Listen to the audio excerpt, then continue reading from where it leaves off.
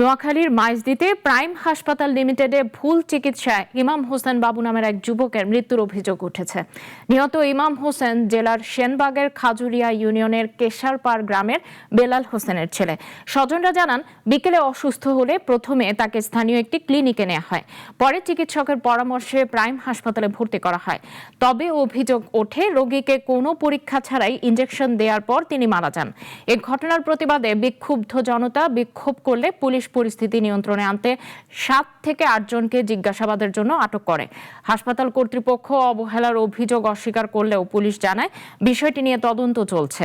স্বজনরা সুষ্ঠু তদন্ত ও দোষীদের শাস্তির দাবি জানিয়েছেন।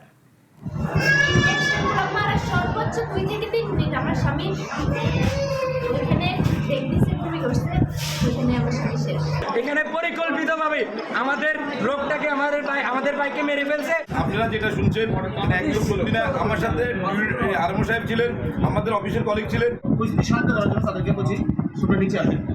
হ্যাঁ, আমি আপনাদেরকে বারবার বলা হচ্ছে, তাদেরকে গ্রেপ্তার করা হয় নাই।